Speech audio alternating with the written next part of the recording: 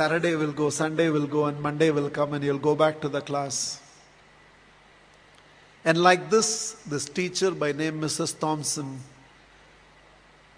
entered the class for the first time. And she had this habit of starting her class by saying, "Love you all." But she knew she was lying because she could not feel that love for one of the students in the class who was very unkept, untidy. And there was nothing in the child that drew attention from Mrs. Thompson. She was little indifferent to the child. She picked him for every negative example and ignored him for all the positive reasons. That year, she had written the progress report for the first quarter. And it was a system in the school that the headmasters have to countersign every progress report. The headmasters called for Mrs. Thompson and told Mrs. Thompson, a progress report should report some progress.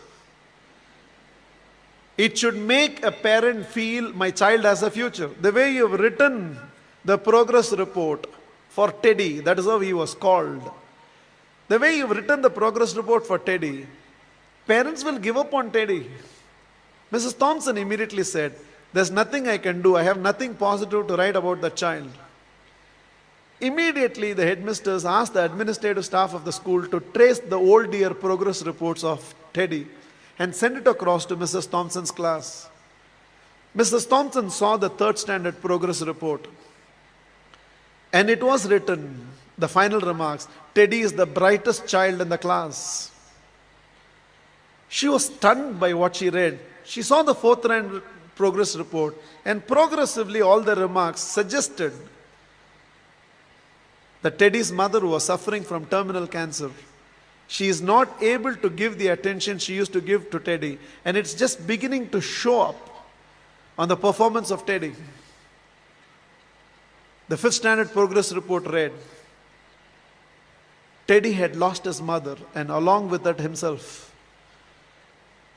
He desperately needs help, otherwise we will lose this child. By then there were tears in the eyes of Mrs. Thompson. She looked at the principal and said, I know what to do. And she went back to the class. Probably it was a Monday morning. She walked into the class and again from the dais of the class, looked at the class and said, love you all. But she knew she was lying. The love she was feeling for Teddy right now was far, far greater than the rest of the class. She decided that she is going to change her approach. For every positive reason, Teddy's name was called. There was no more a negative reference to the whole thing. The last day of the school came. All the children had brought some gifts for the teacher. There was only one gift which was wrapped up in an old newspaper. Somehow, the sense of a teacher, she knew that it must be from Teddy. She opened that first. A half-used perfume bottle and a bracelet from which a few stones had already fallen was there. The whole class laughed, knowing it was from Teddy. But without saying anything, Mrs. Thompson just took that half-used perfume bottle, sprayed it on her, wore that bracelet. With a quarter smile, it seems Teddy told, now you're smelling like my mother.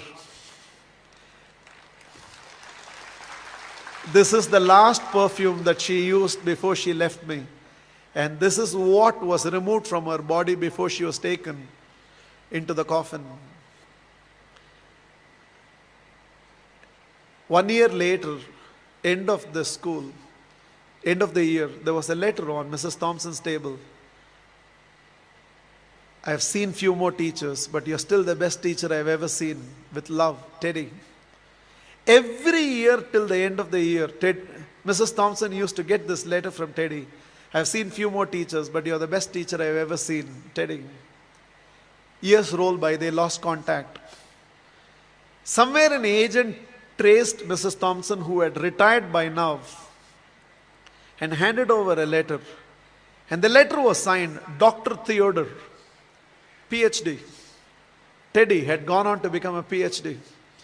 And the letter read, I have seen many more people in life, Mrs. Thompson. This is your Teddy. You're still the best teacher I've ever seen. I'm getting married, and I cannot dream of getting married without your presence. Along with that enclosed were to and fro flight tickets. Mrs. Thompson couldn't resist. She no more had the perfume bottle, but she still preserved the bracelet. She wore that and went to the church. She was trying to sit in the last row, but volunteers identified and ushered her right to the front row. And right in the front row, there was a seat with a placard written, Mother.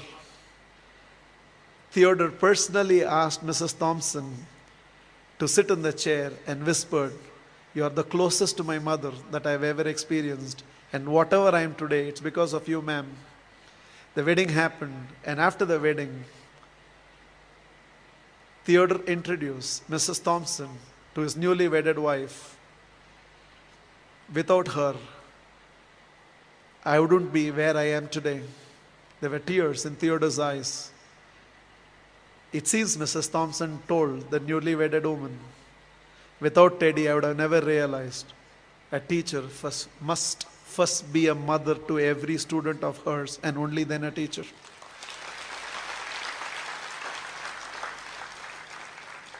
This is just my request to all of you. There is a Teddy sitting in your class. When you go back to your classroom on Monday morning, there is a Teddy in that class, and you can be that Mrs. Thompson. Please, on Monday, don't go back to the institutes as a teacher. Go back as a parent who can also be a teacher and be a turning point in the life of those children. You plus me. I believe we can build a new world.